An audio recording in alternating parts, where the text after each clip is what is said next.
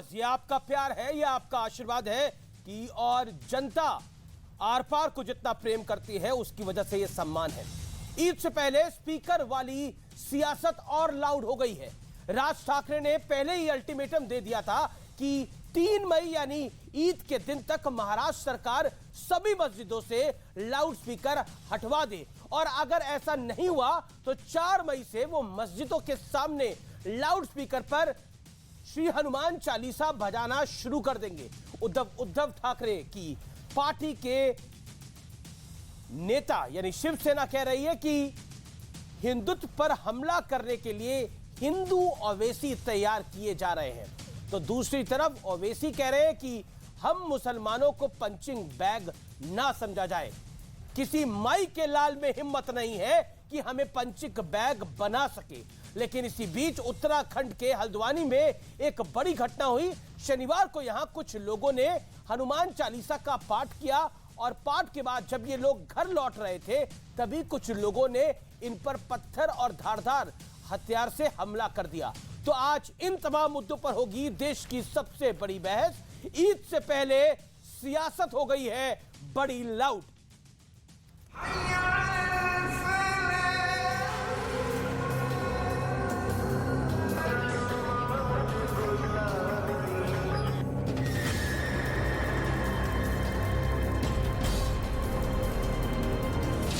आज ही परिस्थिती आहे, अभी नहीं तो कभी नहीं। माझ्या देशातल्या सर्व देशवासियांना, माझी सर्व हिंदू बांधवांना, भगिनींना माझी विनंती आहे, जर हे 3 तारखेपर्यंत ऐकले नाही, 4 तारखेला हनुमान चालीसा प्रत्येक ठिकाणी मला ऐकू आलंच पाहिजे। जो कानून है, कानून के तहत जो है वो राज्यों को भी और जो प्रशासन है उसको काम करना चाहिए। धार्मिक उन्माद फैलाकर लोगों में एक नफरत पैदा की जा रही है। अगर कोई ये समझ रहा है कि पंचिंग बैग है तो ये गलत समझ रहे हो लोग। किसी माई का लाल में हिम्मत नहीं है कि हमारे को पंचिंग बैग बना सके, याद रखो आप। ईद से पहले लाउड स्पीकर की सियासत चरम पर पहुंच गई है। राज ठाकरे ने 3 मई तक सभी मस्जिदों से लाउड स्पीकर हटवाने का अल्टीमेटम पहले ही दे दिया है, और अब लाउड स्पीकर के खिलाफ उनका रुख और आक्रामक हो गया है। हे हिंदुत्व नाही तर तुम्ही महाराष्ट्राचं आणि देशाचं वातावरण खराब करताय। इस बीच उत्तराखंड के हल्द्वानी में भी एक बड़ी घटना हुई। शनिवार को हनुमान चालीसा का पाठ कर अपने घर लौट रहे हनुमान भक्तों पर कुछ बाइक सवार लोगों ने पत्थर और धारदार हथियार से हमला कर दिया। लेकिन आज सबसे बड़ा सवाल है कि आखिर लाउड स्पीकर पर चल रही ये सियासत कब थमेगी। इसी पर होगी देश की सबसे बड़ी बहस। ईद से पहले लाउड सियासत।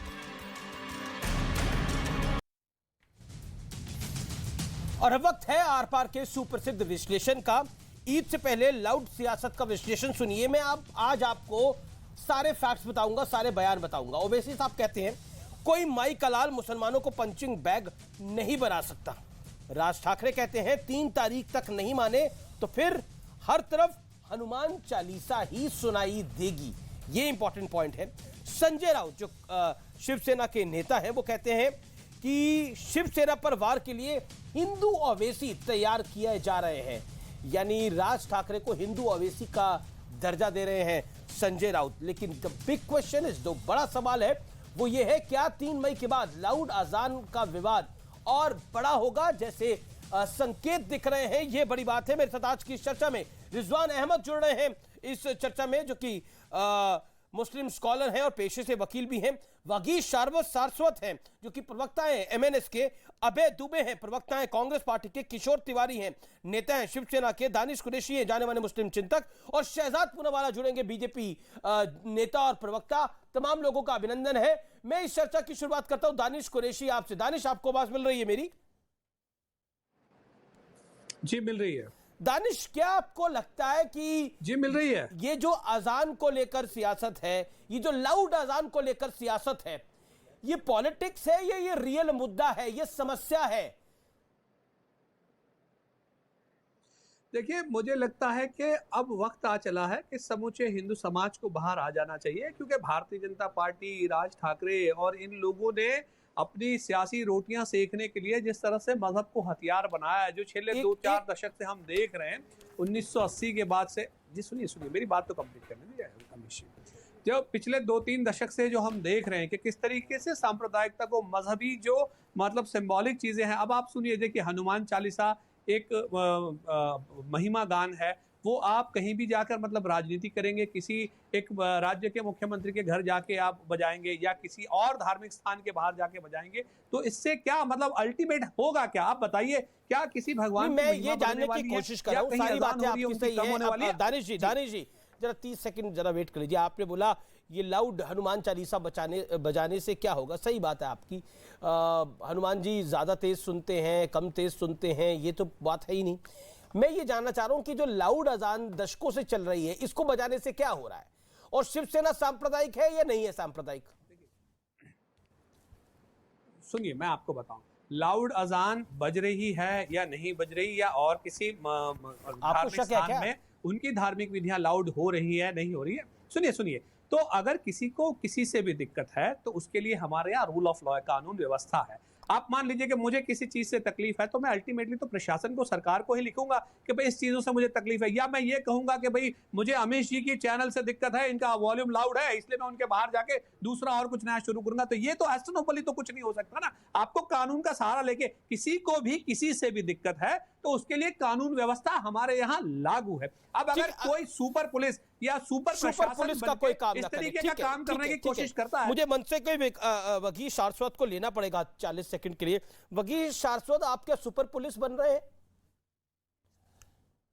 और आप क्या हिंदू ओवैसी हैं जो आपको दर्जा दे रहे हैं संजय राउत? अभी जो कह रहे थे, वकीश को दिखाइए स्क्रीन पे। नहीं, अभी संजय राउत क्या बोल रहे हैं, दानिश जी क्या बोल रहे हैं, इसका कोई मतलब नहीं है। मैं सिर्फ ये कह रहा हूँ कि अभी हमसे पहले जो वक्ता थे उन्होंने कहा कानून व्यवस्था है, और सीधा सा मुद्दा है, सुप्रीम कोर्ट ने एक आदेश दिया है, उसका पालन करना है। उत्तर प्रदेश की सरकार ने बिना शोर मचाए बड़ी शांति से इम्प्लीमेंट कर दिया है। महाराष्ट्र सरकार थोड़ी सी कोशिश कर रही थी, फिर पता नहीं कहाँ से क्या दबाव आया कि सारा का सारा ठंडा बस्ते में चला गया, जबकि महाराष्ट्र सरकार बड़ी आसानी से इम्प्लीमेंट कर सकती थी। कानून की ही तो बात हो रही है ना। यहाँ हमने हनुमान चालीसा का जो पठन किया है वो किसी को सुनाने के लिए नहीं किया है, लेकिन आपको, आपके नेता को तो हिंदू ओवैसी का दर्जा दिया है संजय राउत ने। संजय राउत कह रहे हैं कि वो हिंदू ओवैसी बनना चाह रहे हैं। सिर्फ 5 सेकंड। जी बोलिए। मैं सिर्फ ये कह रहा हूं कि हमें अजान से तकलीफ होती है, अजान से जो लाउड स्पीकर पे अजान होती है उससे तकलीफ होती है, अजान से नहीं। थोड़ा शांति से अजान कीजिए। सिर्फ हम ये बताना चाहते हैं कि हम हनुमान चालीसा जोर से लगाएंगे तो आपको हमारी तकलीफ का एहसास होगा कि हमें क्या तकलीफ होती है। इसके अलावा इस आंदोलन में डेमो देना चाह रहे हैं आप, सिर्फ समझाने की कोशिश है कि आप समझ जाइए, शांति से लाउड स्पीकर की आवाज कम कर दीजिए। ठीक है, शहजाद पूनावाला, मैं आपका रुख करता हूं। जो संजय राउत कह रहे हैं कि बीजेपी की लॉबी में खेल रहे हैं राज ठाकरे, वो हिंदू ओवैसी हो गए हैं, क्या आपको लगता है ये स्पीकर का लाउड स्पीकर का बदला लाउड स्पीकर से हो सकता है? देखिए अमीश जी, पहले तो इतनी दुर्भाग्यपूर्ण बात है, मैं खुद महाराष्ट्र से हूँ और हम हमेशा मानते हैं स्वर्गीय बाला साहेब ठाकरे जी हिंदुत्व के शेर थे, हैं और हमेशा रहेंगे। परंतु आज उन्हीं के सुपुत्र ने जिस प्रकार से उनके विवेक पर सवाल उठाए, ये कहा कि उनको बेवकूफ़ बनाया गया, वो कभी बेवकूफ़ नहीं बन सकते थे। परंतु मैं आज सवाल पूछना चाहता हूँ कि कौन बाला साहेब ठाकरे को धोखा दे रहा है? हिंदुत्व को गाली देने वाले लोग यहाँ पर अभय डुबे बैठे हैं, जो आईएसआईएस बोको हराम कहते हैं, उनके साथ सत्ता बना दी। सावरकर जी को गाली देने वाले लोग यहाँ पर अभय बैठे हैं, उनके साथ मिलकर सत्ता बना दी। जो श्री राम के अस्तित्व को नकारते हैं उनके साथ नहीं। किशोर जी, आपका शोर बंद कीजिए, ये वोट बैंक का शोर बंद कीजिए किशोर तिवारी, और सुन लीजिए कान खोलकर, ये वो लोग हैं जिन्होंने श्री राम के अस्तित्व को नकारा। ये अमीश जी, मुझे नहीं लगता कि मैं इस प्रकार के शोर और घुसपैठ में बोल पाऊंगा। जनता ने पहले ही इनके एंक्रोचमेंट पे बुलडोजर चलाया है, मुझे और इन पर बुलडोजर नहीं चलाना है। अपनी टर्न पे बोलिए ना किशोर जी अपनी टर्न पे बोलिए, मैं आपको मौका दूंगा अपनी बात को रखने का। आप इतने कमजोर तो है नहीं आपको बीच में बोलना पड़े। पहले ये अपनी बात रख ले शहजाद पूनावाला। जिन लोगों ने श्री राम के अस्तित्व को नकारा, राम मंदिर को लटकाया, अटकाया, भटकाया, जिन्होंने कहा राम सेतु तोड़ देंगे, आज उनके साथ सत्ता में है और फिर कहते हैं कि बाला साहेब ठाकरे को किसने धोखा दिया? आपने धोखा दिया। पहले 2-3 सवाल है। ये तीनों मंडली बैठी है इनकी, कांग्रेस पार्टी और शिवसेना और इनकी और एक साथी। मैं इनसे पूछना चाहता हूं, बाला साहेब ठाकरे जी को तो बड़ा गर्व था कि बाबरी ढांचा गिराया गया। अभय डुबे, आप क्या इस गर्व में शामिल होते हैं या आपके लिए विशेष? पहली बात। दूसरी बात, किशोर तिवारी जी, आप सावरकर जी को वीर मानते हैं और अभय डुबे, आप सावरकर जी को वीर मानते हैं? हमारे श्रद्धा स्थान है, हमारे श्रद्धा स्थान। अब पूछिए अभय डुबे से, अभय डुबे से अभय डुबे की बारी है। किशोर जी, फिर मैं आपके पास आता हूं। अभय डुबे से पॉइंटेड करके 2-3 सवाल पूछे गए हैं, 2-3 पॉइंट्स रखे गए हैं। किशोर जी, मैं आता हूं। अभय डुबे, आप क्या चाहते हैं? अजान लाउड स्पीकर पर बजती रहे और हनुमान चालीसा भी लाउड स्पीकर पे बजे? देखिए, आप किस तरफ है? मैं सभी धर्मों, मैं पहली बात अमित जी, सभी धर्मों का आदर करता हूं, धार्मिक सद्भाव रखता हूं। शहजाद पूनावाला जी अगर मुस्लिम हैं तो दुबे जो सरनेम होता है ना, वो 2 वेदों के ज्ञाता का होता है। मेरे धर्म का अपमान मत करो डुबे डुबे प्रोनाउंस करके, ये अधर्मी पाप मेरे धर्म के साथ मत करो। शहजाद पूनावाला जी, तुमको किसी ने अधिकार नहीं दिया मेरे हिंदू सनातन धर्म का अपमान करने का। कैसे डुबे प्रोनाउंस करते हो आप? कैसे प्रोनाउंस करते हो? हमारे सनातन धर्म का अपमान करते हो तुमको किसने आजादी दे दी इस बात की? किस तरीके से आप मेरे धर्म का अपमान कर सकते हो? अमीश देवगन जी, दूसरी बात मैं यहां कहना चाहता हूं प्रमुखता से। देखिए, 2017 अप्रैल में सोनू निगम जी ने जब यह मुद्दा उठाया था, महाराष्ट्र में जब भारतीय जनता पार्टी की सरकार थी, कांग्रेस पार्टी का क्या स्टैंड था वो मैं आपको एक लाइन में बता देता हूं। कांग्रेस पार्टी ने कहा कि नमाज के लिए अजान तो आवश्यक है, मगर अजान के लिए लाउड स्पीकर की आवश्यकता नहीं है। यह शीर्षस्थ नेता अहमद पटेल जी ने ऑफिशियली ट्वीट किया। मैं पूछना चाहता हूं शहजाद पूनावाला जी, भारतीय जनता पार्टी के, और भारतीय जनता पार्टी का तीर्थ स्थल इनकी गुजरात की सत्ता है। 2020 में प्रजापति डॉक्टर ने एक पिटीशन फाइल की। उन्होंने कहा कि साहब ये अजान की आवाज से मुझे परेशानी होती है। गुजरात सरकार ने लगातार जवाब नहीं दिया, और जब हाईकोर्ट ने भी फटकार लगाई कि आपका ये जो दोहरा चरित्र है, वो कहती है you file your reply and clear stand, do not adopt dual standards. तो सरकार क्या कहती है? जवाब कर चौंक जाएंगे। शहजाद पूनावाला जवाब। अभय दुबे, आपको 1.5 मिनट हो गया, आपको 1.5 से 2 मिनट हो गया खुलासा कर रहा हूं। नहीं, अमित जी, ये क्या तरीका है? शहजाद पूनावाला जवाब देंगे ना आपको? अमित जी, आपने उनकी बात का बीच में रोका था, तो 10 सेकंड। अभय दुबे, अब आप अपनी टर्न के लिए वेट करिए, रुकिए, जवाब सुनिए। अभय दुबे, सुनना पड़ेगा जवाब। पूरा 10 सेकंड। नहीं, ये गलत तरीका है अमित जी। उनका इस प्रकार का अतिक्रमण आप जारी रख रहे हैं। अब मुझे तो रोक लिया था आपने। अभय दुबे, देखिए, मैं भी उनके ऊपर बोल सकता हूँ। अभय दुबे, इससे नहीं, ये तरीका नहीं है। अभय दुबे जी को रोकना पड़ेगा। मैं अपनी बात, audio down. Shahzad Poonawalla respond. देखिए, अभय डुबे जी को अपने नाम से तो बड़ी आक्रोश महसूस हुई, परंतु जब राम जी के अस्तित्व को नकारा गया तब इनको कोई आक्रोश महसूस नहीं हुआ। जब राम सेतु को तोड़ने की बात की गई, जब कपिल सिब्बल गए थे कोर्ट में और कहा कि राम मंदिर के मामले को टाल दिया जाए, तब इनको कोई आक्रोश नहीं हुआ। हिंदू टेरर कहते हैं, तब इनको कोई आक्रोश नहीं हुआ। भगवा को आतंक से जोड़ते कोई आक्रोश नहीं हुआ। आज इनको बड़ा आक्रोश हो रहा है। तो मैं इनसे एक ही सवाल पूछता हूं, मुझे बताइए कि क्यों जुम्मा की नमाज तो सार्वजनिक सड़कों पर जयपुर में पढ़ी गई, परंतु जब हिंदू नववर्ष की यात्रा थी तो 144 अलवर में, अजमेर में, सवाई माधोपुर में लगाया गया। जब जहांगीरपुरी में दंगा होता है, दंगाइयों पर कार्रवाई होती है, वहां पर डेलीगेशन पहुंच जाता है, परंतु करौली का मुख्य आरोपी मतलूब कहां है आज? छाबड़ा का मुख्य आरोपी जो था हिंदू हिंसा वायलेंस का, वो क्यों इफ्तार पार्टी में दिख रहा था अशोक गहलोत के साथ? इसका भी जवाब लीजिए। और 5 मस्जिद के नाम ये किशोर तिवारी मुझे बता दे, जहां पर जैसे हनुमान चालीसा पर कार्रवाई की, वैसे 5 मस्जिद जहां पर अवैध लाउड स्पीकर को हटाया गया। भी सरकार है, आप अभय दुबे को भूल जाते हैं। अरे अभय दुबे तो जाकर लाउड स्पीकर लगवा रहे हैं जयपुर की सड़कों में, वहां पे तो वो अलविदा जुमा करवा रहे हैं। अभय दुबे बीजेपी का मौलाना दुबे अलविदा नमाज करवा रहे हैं। जी, वो शॉट्स हमने देखे। अलविदा की जो नमाज थी वो जयपुर की सड़कों को रोककर पड़ी गई, लाउड स्पीकर लगा के पड़ी गई। बीजेपी कहती है कि आप तो लाउड स्पीकर लगाने वालों में से हैं अजान के लिए। अमीश देवगन, ऐसे ही करवा दीजिए मंगलवार को हनुमान चालीसा। सुनिएगा, पूरा देश जवाब दीजिए शहजाद पूनावाला को। पूरा देश सुने इसको। हाँ, देश मैं बता रहा हूं। इस अधर्मी की बात का जवाब मैं देता हूं। क्या कह रहे हैं सुनिए आप, बहुत महत्वपूर्ण है, पूरा देश सुने। गुजरात ये कह रही हाईकोर्ट में कि वो ये कह रहे हैं कि उन्होंने एफिडेविट फाइल किया कि चूंकि जो पिटिशनर था जिसने अजान के समय माइक हटाने की बात कही थी, उसने एफिडेविट फाइल किया कि मुझे धमकियां मिल रही है, इसलिए मैं ये याचिका वापस लेना चाहता हूं, तो हमने जवाब पेश नहीं किया। माइक नहीं हटाए। इनकी साध्वी प्रज्ञा कह रही मध्य प्रदेश में भारतीय जनता पार्टी की सरकार नहीं कहती। अरे कहां थे राज ठाकरे साहब जब सोनू निगम ने आप इसका प्रश्न खड़ा किया था? आप कह रहे हो कि आज निर्णायक समय आ गया। भारतीय जनता पार्टी के लोग जवाब नहीं कहा। क्यों मेरे हनुमान जी की यात्रा अगर धार्मिक भावना से दिल्ली में निकाली जाती तो अमित शाह उस पर मुकदमा दर्ज कर देते? क्यों खरगोन में 2012, 2015, 2018 पूरी की पूरी हिंदुओं की बस्ती जलाई गई जब तुम्हारी सरकार थी? तुमने उसका संज्ञान नहीं लिया। क्यों आज बनासकांठा, अहमदनगर में, गुजरात में, अहमदाबाद के निकट बंजारावास में पेट्रोल बम मारे जा रहे थे? मोदी जी लोग पलायन कर रहे थे, सारी चीजें सही है, संज्ञान क्यों नहीं? ठीक है, जवाब हिंदू अस्मिता की बात करके शहजाद का जवाब अब जरूरी है। शहजाद सिंह कहते हैं, अभय दुबे के जो पॉलिटिकल गुरु हैं दिग्विजय सिंह, वो कहते हैं राहुल गांधी के भी पॉलिटिकल गुरु है, वो कहते हैं धार्मिक उन्माद फैलाकर लोगों में नफरत पैदा की जा रही है। देखिए, मैं अभय जी से एक ही सवाल पूछना चाहता हूं। आज अमीश जी के डिबेट पे ये सारी बातें उठा रहे, कभी आपने देखा है जैसे जहांगीरपुरी में डेलीगेशन बनाकर चले गए, जैसे दंगाइयों के लिए ये बार बार ट्वीट करते हैं, जैसे बाटला हाउस एनकाउंटर के लिए इनकी अध्यक्षा रो रही थी आंसू बहाकर, इन्होंने कभी एक भी विषय ऐसा उठाया नहीं बनाकर डेलीगेशन कभी भी गए?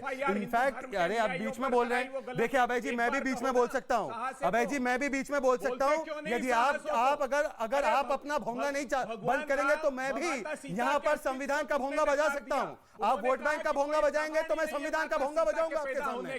देखिए, मुझे मजबूर मत कीजिए, यहां पर आपकी दादागिरी नहीं चलेगी। ये वोट बैंक का वीटो कार्ड नहीं चलेगा। अभय दुबे जी, ये वोट बैंक का वीटो कार्ड और ये अतिक्रमण नहीं चलेगा। मैं बिल्कुल ये घुसपैठ नहीं सहन करूंगा। मैं देखिए, आज मैं सवाल पूछना चाहता हूँ। देखिए, कांग्रेस पार्टी को तो वैसे ही लोगों ने रिजेक्ट कर दिया, पर मैं एक सवाल शिवसेना से पूछना चाहता हूं, क्योंकि शिवसेना का विषय बहुत महत्वपूर्ण है। मैं शिवसेना से केवल एक ही चीज पूछना चाहता हूं। शिवसेना यह बता दे कि बाला साहब ठाकरे जैसे कहते थे कि हमें गर्व है कि हमने बाबरी ढांचा गिराया, क्या किशोर तिवारी कह सकते हैं उनके गर्व है? और अगर कहेंगे गर्व है तो क्या कांग्रेस पार्टी ये मानती है कि गर्व करने वाला विषय है? पूछ लीजिए इनसे। ये आज आकर बात करते हैं, ये हिंदू विरोधी मानसिकता है। हनुमान चालीसा पर सेडिशन केस कर लेंगे, परंतु पीएफआई का मतीन शेखानी उसको किशोर तिवारी को आने दीजिए, फिर रिजवान अहमद। किशोर तिवारी, पॉइंट ब्लैंक आंसर इस पर क्या है? संजय राउत को क्यों लग रहा है कि हिंदू ओवैसी एक जन्म ले रहे हैं? और बीजेपी सवाल पूछ रही है कि बाला साहब तो कहते थे कि मुझे बाबरी मस्जिद गिराने पे गर्व है, लेकिन अब शिवसेना उस स्टैंड से पीछे क्यों हटती जा रही है? लगता है कनेक्शन टूट गया है। आवाज आ रही है आपको किशोर? लगता है किशोर तक आवाज नहीं पहुंच पा रही है। नहीं, अभय जी ने उनकी आवाज कटवा दी है। ये सवाल का जवाब देना उनके लिए मना है। अभय जी को पूछे ना, बाला साहब बोलते थे कि हमें गर्व है कि हमने इसको गिराया। ठीक है, 10 सेकंड में जवाब, देन रिजवान अहमद। अभय दुबे 10 सेकंड में जवाब। ठीक है। आडवाणी जी कहते थे कि कुछ निजी हित साधने के लिए लोग सत्ता पर काबिज होना चाहते मोदी जी के लिए। क्या वो सही कहते थे? ये बताइए। मुरली मनोहर जोशी जी कहते थे कि जिस विद्यार्थी ने कुछ नहीं लिखा उसको क्या नंबर दे दूं? उस पर तो कल्याण सिंह जी ने कहा एक नहीं 100 सरकारें न्योछावर कर देंगे। ये कमिटमेंट है हिंदुत्व का। और ये शिवसेना को देखिए, कांग्रेस पर तो कोई तरस नहीं आता। कांग्रेस मेरी क्या शिक्षा है वो बता देता हूं। मजबूरी देखिए शिवसेना के। ठीक है, एक बार आप दोनों को मैं शांत करूंगा, आप दोनों को मैं शांत करूंगा। रिजवान अहमद को मैं लेके आता हूं। रिजवान अहमद, किशोर तिवारी तक पता नहीं आवाज जा रही है नहीं जा रही। मैंने उनसे 2-3 बारी सवाल पूछने का प्रयास किया। किशोर, लगता है अभी भी नहीं जा रही। रिजवान अहमद, ये पॉलिटिक्स ऑफ कन्वीनियंस है या ये अब जरूरी है? क्योंकि सोनू सूद ने जब इस तरह की बात की थी तो कई लोगों ने फतवे जारी किए, धमकी मिली। अब राज ठाकरे वो काम कर रहे हैं और राज ठाकरे बड़े स्पष्ट रूप से कह रहे हैं, उन्होंने एक अल्टीमेटम दिया कि आप उतरवा लीजिए। अगर आप उतरवा लीजिए, नहीं तो 3 तारीख तक हम अपनी कार्रवाई शुरू करेंगे।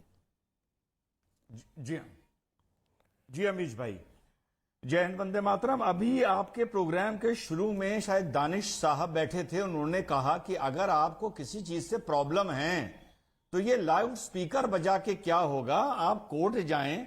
और उन्होंने न्यूज 18 का भी नाम लिया, अगर न्यूज 18 की आवाज से प्रॉब्लम है तो आप कोर्ट जाएं, सामने थोड़ी भौंपू लेके बैठ जाएंगे। बहुत अच्छी बात है। तो ऐसी तो ये तो वही बात हुई ना कि रामनवमी के अगर जलूस निकल रहे थे और अगर वो मान भी लिया जाए कोई ऐसी भाषणबाजी कर रहे थे जो प्रोवोक कर रही थी, तो दानिश भाई उन मुसलमानों के लिए जिन्होंने छत से पत्थर फेंके, उनके लिए भी यही बात लागू होती है कि आप वीडियो बनाइए और आप कोर्ट जाइए, पुलिस के पास जाइए, पुलिस का नंबर रखिए, कोर्ट का नंबर रखिए। भाई पत्थर फेंकना तो उसमें आता नहीं है। तो जो बात यहां लागू होती है वो रामनवमी के जुलूस पे भी लागू होती है, पहली बात।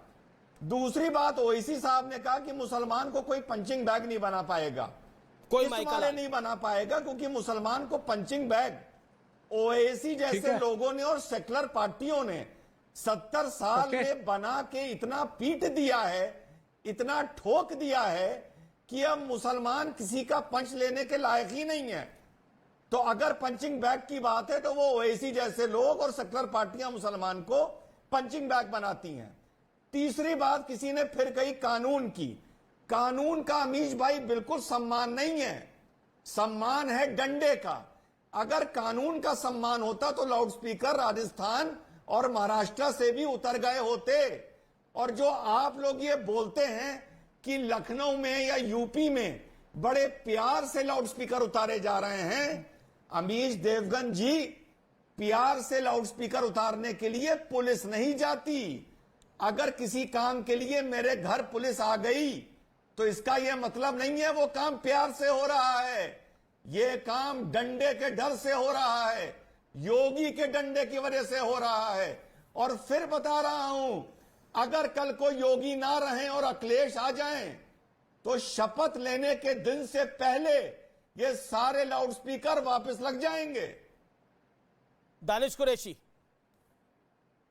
जवाब रिजवान अहमद की बात का। देखिए रिजवान साहब, सबसे पहले तो मैं आपको, हाँ जी रिजवान साहब को मैं बता दूं, अफसोस है कि ये अधिवक्ता हैं, जैसा कि उनका इंट्रोडक्शन है उससे, लेकिन दिक्कत क्या है कि 2 wrongs doesn't make 1 right।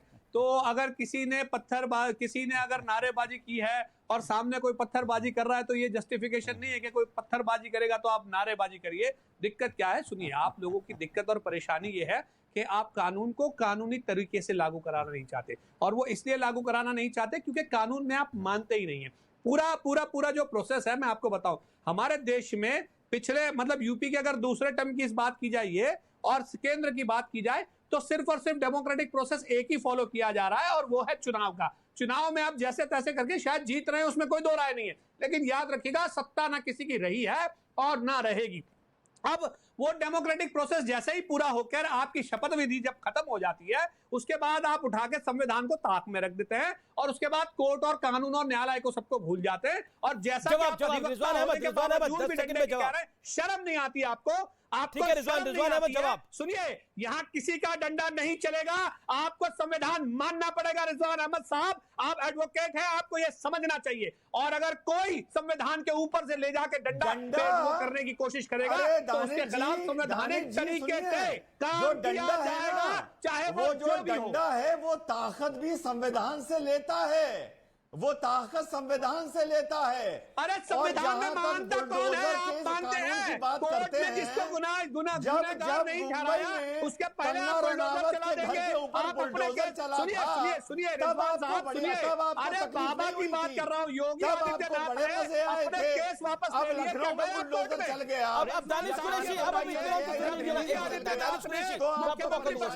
Danish दोहरे मापदंड आप अपनाते हैं, आपने इस देश को दोहरे मापदंड अपनाना सिखाया। किशोर तिवारी, आपने दोहरे मापदंड अपनाने। किशोर तिवारी को, ठीक है रिजवान अहमद, आपने अपनी बात को रखा।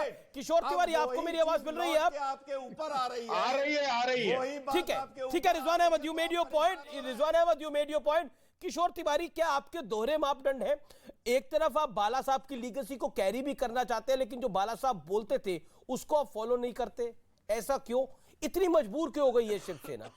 आज जो पहले आपका स्टैंड होता था वो आज राज ठाकरे का स्टैंड है, तो पब्लिक से कहीं ये आवाज ना आने लग जाए कि राज ठाकरे ही बढ़िया है, क्या करिएगा तब? नहीं, वो पब्लिक का ओपिनियन हमारे तरफ से है। और एक मैं बताना चाहता हूं तुमको कि महाराष्ट्र सरकार ने निर्णय लिया है और उस निर्णय के हिसाब से सुप्रीम कोर्ट की ऑर्डर को फॉलो किया जा रहा है। हमारे यहाँ कोई भी बिगर परमिशन के अभी लाउड स्पीकर नहीं है। मेरी बात सुनो। कितने लाउड स्पीकर हटाए आपने? अजान जहां बज रही थी, कितनी मस्जिदों से आपने लाउड स्पीकर हटाए? आपने कई केस तो दर्ज करे हनुमान चालीसा के चलते, लेकिन अजान जहां बज रही थी मस्जिदों में, वहां कितने लाउड स्पीकर हटवाए आपने? कितने केस दर्ज करे? जानकारी दी दीजिए आज शहजाद पूना वालों को, रिजवान अहमद को शांत करिए, एमएनएस को शांत करिए। आप बताइए किशोर। बीजेपी का जो नया लाउड स्पीकर है उसकी भी बात करूंगा।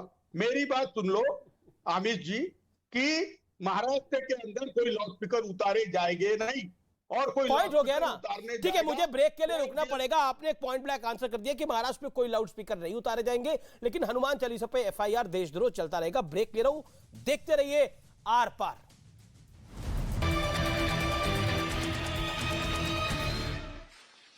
सांसद सोर्स के लिए भी आज की भारत जर्मनी आईजीसी इस वर्ष की किसी भी देश के साथ पहली आईजीसी है।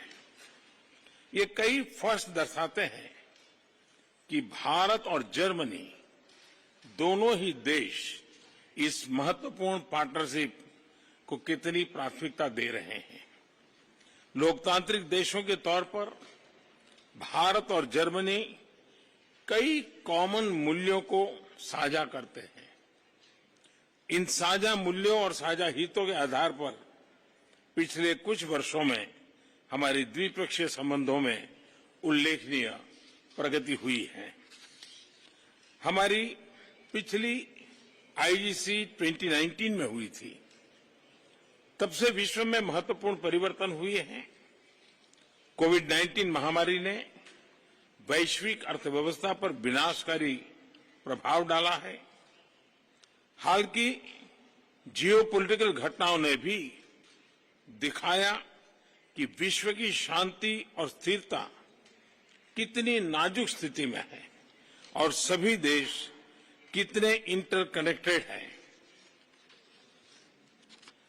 यूक्रेन के संकट के आरंभ से ही हमने तुरंत युद्ध विराम का आह्वान किया और इस बात पर जोर दिया था कि विवाद को सुलझाने के लिए बातचीत ही एकमात्र उपाय है।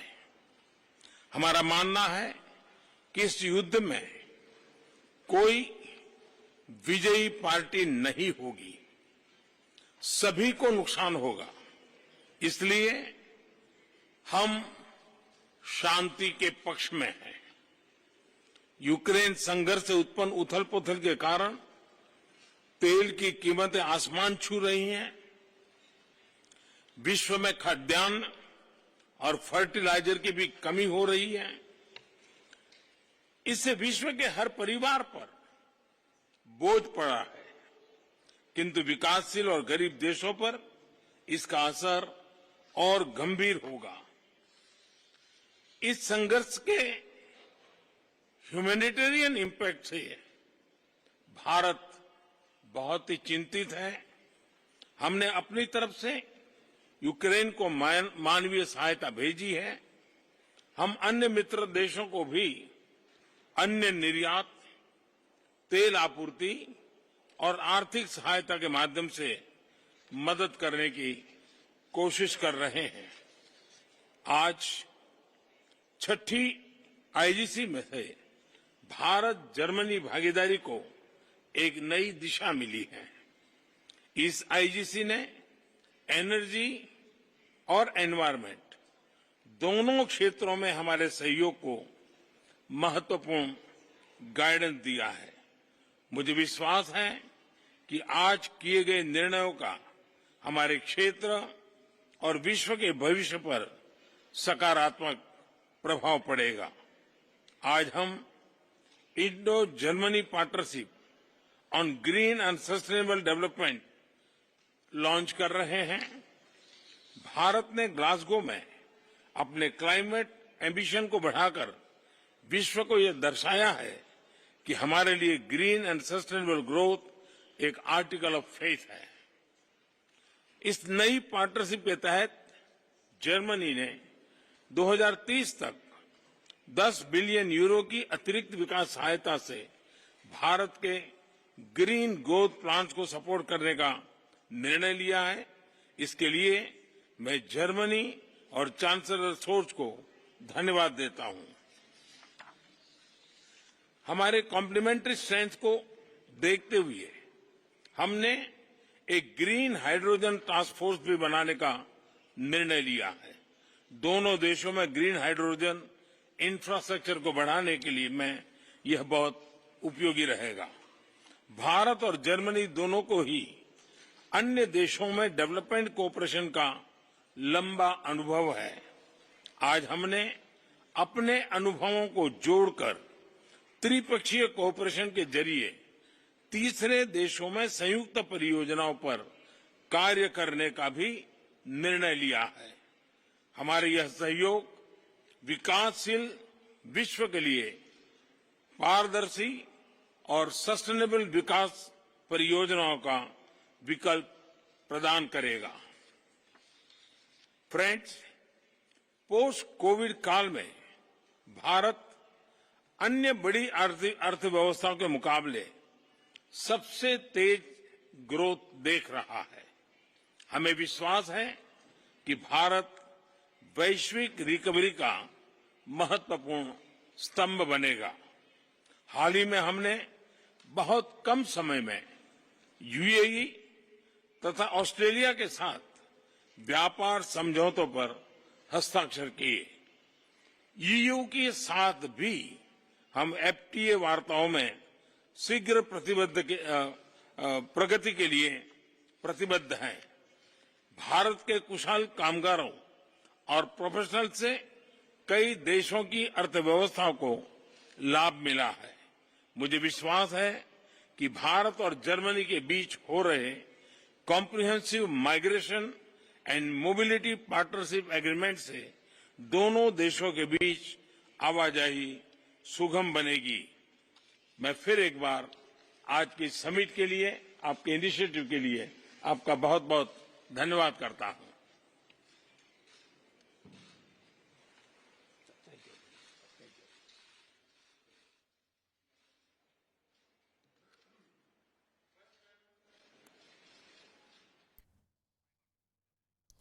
तो प्रधानमंत्री जर्मनी दौरे पर हैं, जर्मन चांसलर से मिले हैं प्राइम मिनिस्टर मोदी, और उसके बाद प्रधानमंत्री मोदी ने अपना संबोधन दिया है।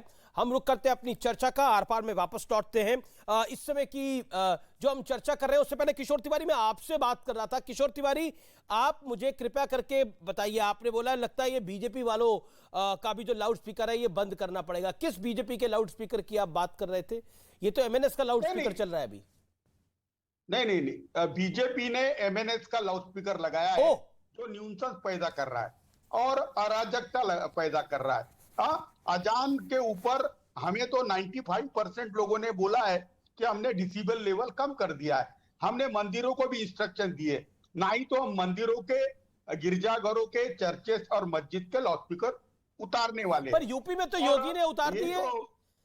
उद्धव ठाकरे जी तो योगी जी की काफी तारीफ करा करते थे जब वो सीएम बने।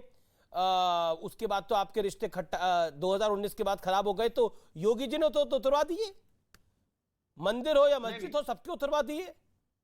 अरे मेरी बात, लेकिन आप तो हनुमान चालीसा पे एफआईआर कर रहे हैं जी। नहीं, योगी जी स्टंट कर रहे हैं। योगी जी ने जहां 10-12 लगे हैं वहां के कम किए। ना जी, 42,000 हटाए हैं। वही हम करेंगे, वही हम करेंगे। पूरा वाला वही हम करेंगे। अमीश जी, इस देश में दो मॉडल है। एक सेकंड किशोर जी प्लीज, अब मेरी बारी है। दो मॉडल है, एक है योगी मॉडल और दूसरा है सेक्युलर ढोंगी मॉडल। ये सेक्युलर ढोंगी मॉडल का, ये देखिए शिवसेना का सियासी धर्मांतरण हो चुका है। ये सुलेमान सेना बन चुकी है। इनसे पूछिए, सुलेमान सेना को पूछिए। अरे रुक जाइए, सुलेमान सेना के प्रवक्ता, सुलेमान सेना के प्रवक्ता रुक जाइए, सुलेमान सेना के प्रवक्ता रुक जाइए। मैं आपसे ये देखिए बीच में बोल पड़ते हैं, इनका भोंगा बंदी नहीं होता। सुलेमान सेना से मेरा ये कहना है, यही सुलेमान सेना के प्रवक्ता ने आके कहा कि हनुमान चालीसा सार्वजनिक जगह पर नहीं पढ़ी जा सकती।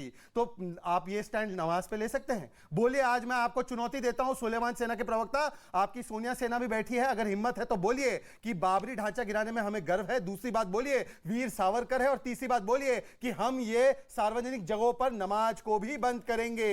नहीं कर सकते क्योंकि आपकी सोनिया सेना ने आपका सियासी धर्मांतरण कराकर आपको सुलेमान सेना बन चुके हो। आप सुलेमान सेना बन चुके हो। और मेरी बात सुनिए, आपको गर्व है बाबरी ढांचे गिरने पर? किशोर तिवारी, बाबरी ढांचे गिरने पर गर्व है, आया ना? नहीं, गर्व है, आया ना? पूना वाला क्या 5 नाम मस्जिद का गिना नहीं सकते।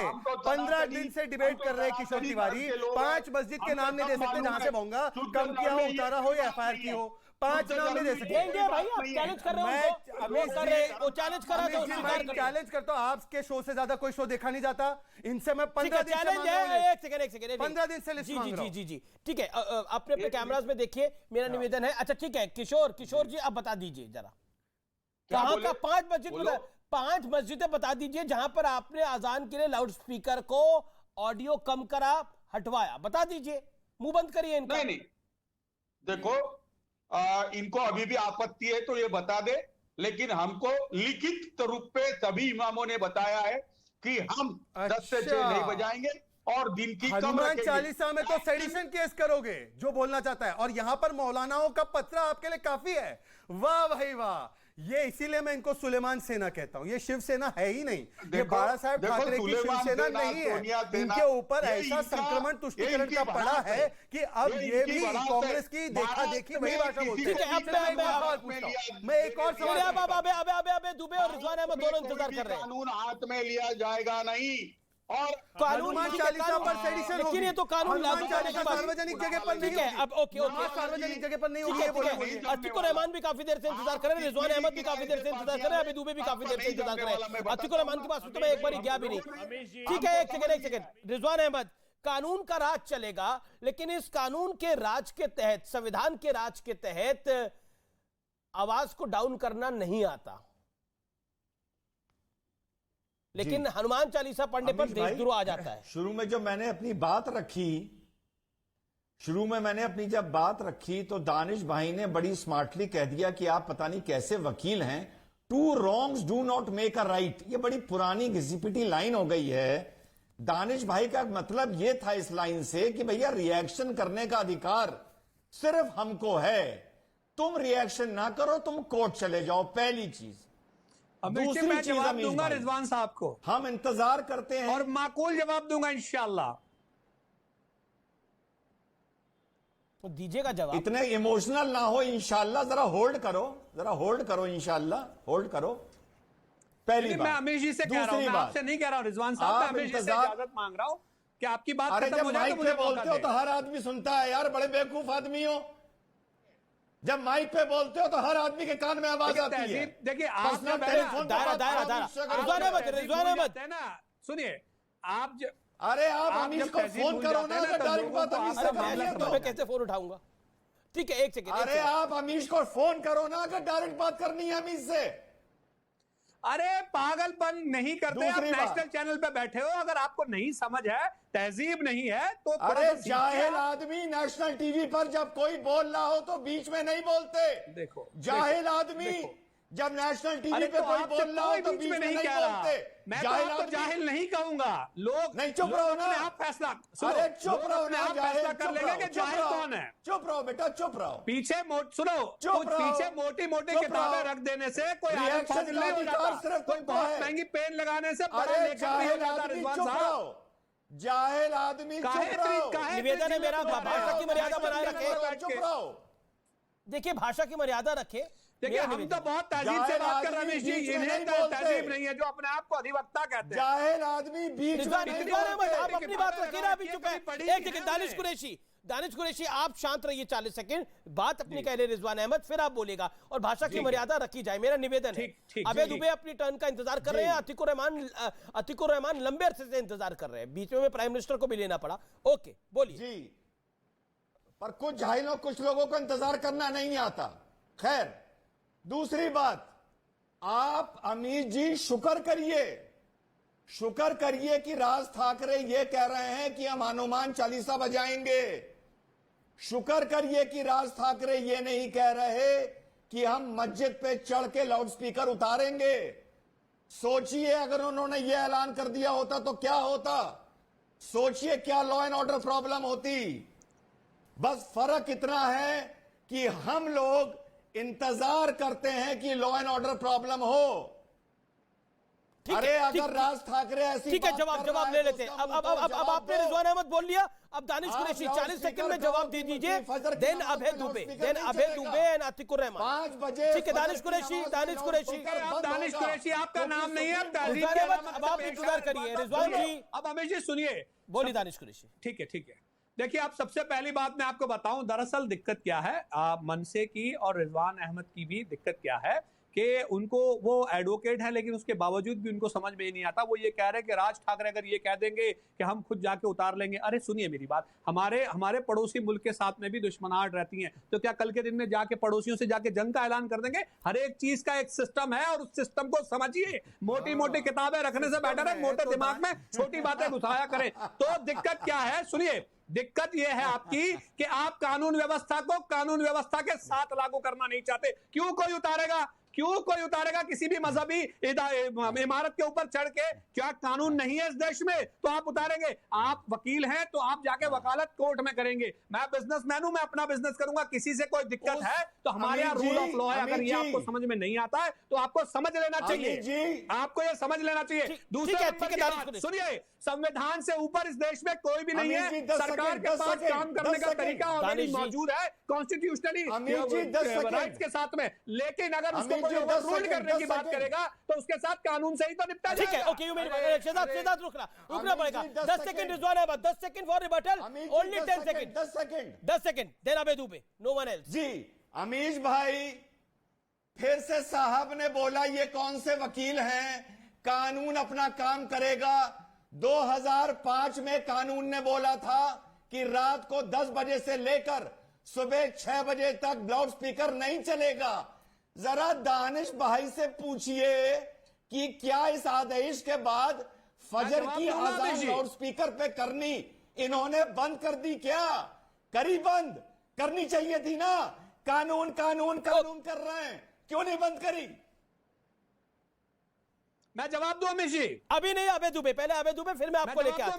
मैं अबे दुबे, पहले अबे दुबे बोल रहे। अबे ना रुकिए, देखिए ये वो आपको एड्रेस कर रहे हैं, आप उनको एड्रेस कर रहे हैं। माय हम्बल सबमिशन, मेरे 2 पैनलिस्ट इंतजार कर रहे हैं, अतीकुर रहमान भी लंबे समय से इंतजार कर रहे हैं। अबे दुबे, बी प्रिसाइज, क्या आपको लगता है कि अगर आप बोलते हो कि हमारे लिए सब धर्म बराबर है, तो पॉइंट ब्लैंक एक सवाल जो सबके मन में है, जो मेरे मन में भी है, वो सवाल ये है कि फिर आप हनुमान चालीसा कोई पढ़ता है तो उस पर तो सेडिशन लगा देते हैं, लेकिन दूसरे की तरफ आप कार्रवाई करना भी आप पत्र से ही काम चला लेते हैं। शासन तो आपका भी है महाराष्ट्र में, बेशक पौना हो, लगा दिया, लेकिन बेशक पौना हो, शासन तो है ना वो। हालांकि राहुल गांधी उसको एंडोर्स नहीं करते उस गवर्नमेंट को। जी सर प्लीज। मैं विनम्रतापूर्वक आज भारतीय जनता पार्टी के राष्ट्रीय अध्यक्ष जी से आग्रह करना चाहता हूं, गुहार लगाना चाहता हूं, चरणों में मैं व्यक्त करना चाहता हूं। एक मुसलमान प्रवक्ता भगवान शंकर को सुलेमान निरूपित कर रहा है नड्डा जी। एक मुस्लिम प्रवक्ता बैठकर भारतीय जनता पार्टी का शिवसेना को नाम शिवाजी महाराज पे है। आपको इतनी जानकारी नहीं है, इससे बड़ा साथी मत बनो, मेरे पता नहीं है कि शिवाजी महाराज उनके सोनिया गांधी के, आपको जैसे सोनिया गांधी के तलवे चाटने पड़ते हैं वैसे यहाँ पे प्रथा नहीं है। तलवे चाटने की प्रथा आपके यहाँ जरूर होगी, मुझे पता है, पर शिवाजी महाराज के नाम पर शिवाजी को जानकारी दीजिए। इन्होंने शिवसेना को गले लगाया है, छत्रपति शिवाजी महाराज के नाम पर शिवसेना, शिव भगवान के नाम पर नहीं। Shahzad my humble submission. अच्छा पहले इनको जानकारी, माय हम्बल सबमिशन, ओके। भगवान श्री कृष्ण ने गीता के 3 अध्याय में कहा है, श्रेयान स्वधर्म विगुणो परधर्मो सनुष्ठितात। मैं क्यों अजान के आधार पर अपनी हनुमान चालीसा के आचरण का निर्धारण करूं? भगवान श्री कृष्ण कहते हैं कि किसी दूसरे धर्म के नमाज के लिए लाउड स्पीकर लगा के आप सड़कों पे सड़कें ब्लॉक करा देंगे। गुजरात का जनेऊधारी दुबे जी और जनेऊधारी राहुल गांधी नमाज के लिए तो लाउड स्पीकर लगा देंगे। अरे माफी मांगो, आपने भगवान शिव का अपमान किया है, आपको बोलने का हनुमान चालीसा पे बोलेंगे, सार्वजनिक जगह पर नहीं होगा। ये आपका बड़ा आरोप है दुबे आपका कि बीजेपी के प्रवक्ता भगवान शंकर का मजाक उड़ा रहे हैं इस बात को कहके। ये इनका आरोप है। एक सेकंड मैं जवाब लूंगा, लेकिन अतीकुर रहमान पे मैं प्रतिक्रिया ले लूं। एक सेकंड, 30 सेकंड। देखिए ऐसा है, जनेऊ धागा कोट पर बांधकर किसने कहा था कि संसार निगल दिया था? शिव जी ने। ये ज्ञान किसने दिया था? ये हाँ, तो मैं उसी के बारे में बोल रहा हूँ। आपकी पार्टी के, देखिए ऐसा है, रोम संस्कृति में पले हुए लोग राम संस्कृति की तो बात ही ना करें। आप रोम संस्कृति में पले बड़े लोग राम संस्कृति की बात ना करें, और शिवसेना का नाम छत्रपति शिवाजी महाराज के नाम पर है, परंतु जब से आपसे संक्रमण हुआ है तब से छत्रपति शिवाजी महाराज का नाम लेना भूल गए। अबे दुबे और शहजाद पूनावाला शांत शांत, अबे दुबे शांत। अतिकुर रहमान राज ठाकरे कहते हैं माना है कि सुलेमान सेना गलत है, तो आज आप जो वोट बैंक की राजनीति करते हैं, बोलिए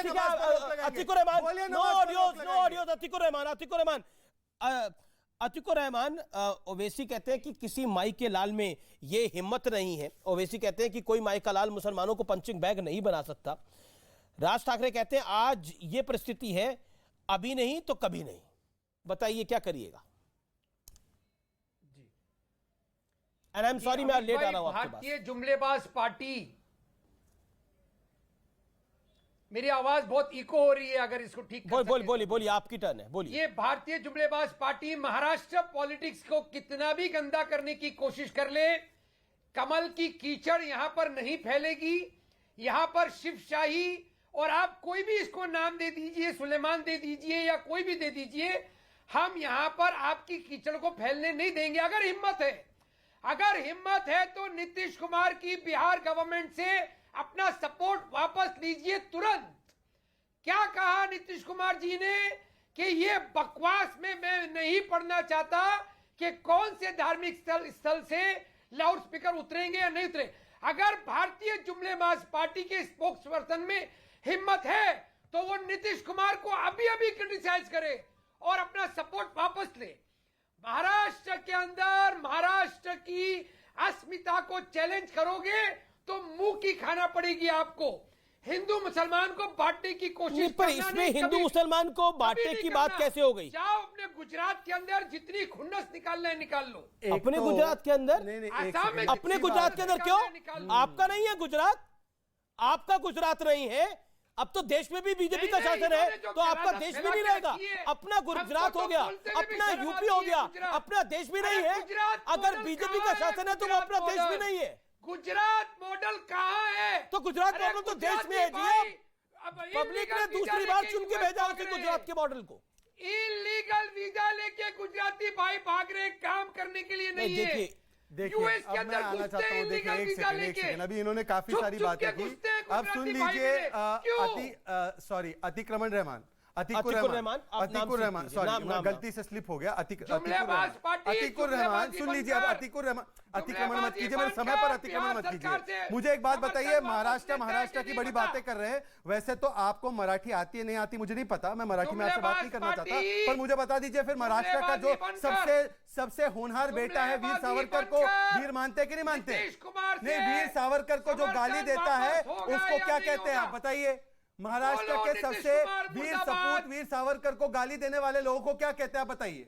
महाराष्ट्र की बड़ी बातें कर रहे हैं ना। जवाब दे रहे। जुमलेबाजी बनकर हिंदू मुसलमान तुम्हारी कीचड़ को नहीं फैलने देंगे। महाराष्ट्र की अस्मिता जिंदाबाद। बहुत अच्छी बात है। अब आप कहिए कि जब हनुमान चालीसा पर केस लगाया गया, ऐसा केस सार्वजनिक नमाज पर लगाया जाए कि नहीं लगाया जाए? नहीं, हिंदू मुसलमान बिल्कुल हिंदू मुसलमान नहीं होना चाहिए। मैं बिल्कुल इस बात का समर्थक हूं। लेकिन एक बात बताइए, जब बाला साहब ने कहा था कि बाबरी मस्जिद हमने गिराई है, मेरे शिव सैनिकों ने गिराई है और मुझे गर्व है, तब वो हिंदू था या मुसलमान था? क्या था अतिक भाई, अतिकुर रहमान, तब क्या था वो? जी मैं जवाब देना चाहूंगा। प्लीज दीजिए 30 सेकंड में। मैं जवाब देना चाहूंगा। अमित जी सुनिए, जब बाला साहब ने ये कहा था उस वक्त में उनकी पॉलिटिक्स ऑफ कन्वीनियंस थी। अभी हमारी चल रही है पॉलिटिक्स, अभी हमारी किशोर तिवारी से पूछिए कि वो politics of convenience. Let him speak, he is making a important point out. हमारी अभी पॉलिटिक्स ऑफ एक्सपीडियंसी चल रही है। अच्छा, ये पॉलिटिक्स ऑफ बाला साहब की पॉलिटिक्स ऑफ कन्वीनियंस नहीं है। आई थॉट बाला साहब की पॉलिटिक्स ऑफ कमिटमेंट। अब देखिए अभय दुबे को अब गुस्सा नहीं आ रहा कि बाला साहब ठाकरे के बारे में ये व्यक्ति बोल रहा है कि वो सहूलियत की राजनीति कर रहे थे। किशोर तिवारी ओके, रिजवान अहमद भी कुछ कहना चाहते हैं, देन किशोर तिवारी का तो रिएक्शन बनता है। आई ऑलवेज थिंक कि बाला साहब पॉलिटिक्स ऑफ कमिटमेंट करते थे, लेकिन यहां कहा जा रहा है कि बाला साहब पॉलिटिक्स ऑफ कन्वीनियंस कर रहे थे। अतीकुर रहमान जो अब की शिवसेना की तारीफ कर रहे हैं और उस टाइम की शिवसेना को पॉलिटिक्स ऑफ कन्वीनियंस कह रहे हैं। ओके, हमने इस देश के अंदर बड़े सत्ताधारी दल देखे, बड़ी परिवर्तन देखे, लेकिन इतना बड़ा परिवर्तन शायद मैंने नहीं देखा अभी तक तो। Okay, Rizwan Ahmed, quick reply on this and then Kishore Tiwari ji. Rizwan Ahmed. Amit ji, आपने पता नहीं कैसे मेरे मुंह की जुबान की बात छीन ली। आज जो अतीकुर रहमान साहब शिवसेना को प्रोटेक्ट कर रहे हैं, अतीकुर रहमान साहब बाला साहब ठाकरे पॉलिटिक्स ऑफ कन्वीनियंस करते थे। ये बताइए, सन 92 में जो शिव सैनिक मुंबई और भिवंडी की सड़कों पर तलवारें लेके घूमे थे, वो भी क्या कन्वीनियंस था? वो भी क्या कन्वीनियंस था आपके लिए? आप वो भूल के बैठे हैं, उनकी गोद में बैठे हैं, वो आप भूल गए। अरे एक सरकार के लिए अपना ईमान बेच दिया। अरे एक स्टेट की सरकार के लिए, गुजरात में लोग सरकार के लिए किस प्रकार की भाषा? अभय दुबे को इससे परिवर्तन बन रहा, अभय दुबे को शिवसेना के सब लोग बोल रहे हैं, सब लोग बोल रहे हैं। अमीश जी बहुत इंपॉर्टेंट है। अमीश जी एक सेकंड, बहुत इंपॉर्टेंट है, 10 सेकंड जाऊंगा। आवाज ही नहीं जा रही। सौदा जब तक मुसलमान करता रहेगा उसका अंजाम यही होता रहेगा। ठीक है, किशोर तिवारी से इम्पोर्टेंट पॉइंट है। ना किशोर ना देखिए, टाइम नहीं है मेरे पास। हो जाता। जी शिवसेना के संस्थापक बाला साहब ठाकरे को जिस प्रकार से अपमानित किया गया, गुजरातियों को कहा गया कि गुजरात में डूब मरते हैं, इसके बारे में ना अभय दुबे कुछ बोल रहे हैं, ना किशोर। ठीक है, किशोर तिवारी बाला साहब पॉलिटिक्स ऑफ कन्वीनियंस करते थे, ये बात अतीकुर रहमान ने बोली। व्हाट यू हैव टू से? नहीं, मैं बता दो, सुलेमान सेना, सोनिया सेना या बाला साहब के बारे में उनके मृत्यु के बाद ओपिनियन बनाना बराबर नहीं है। अतीकुर रहमान ने उनका ओपिनियन रखा। अच्छा, लेकिन शिवसेना की जो भूमिका है, शिवसेना का जो हिंदुत्व है, वो उसी प्रकार इंटैक्ट है और बंबई की रक्षा हमने की थी। शुक्रिया। We have got the answer. फिलहाल आर पार में इतना ही, लेकिन आज का निष्कर्ष है, राजनीति क्या ना कराए, यही आज मैं कहना चाहता हूं। राजनीति क्या ना कराए, फर्क सामने है, आपके फर्क साफ है।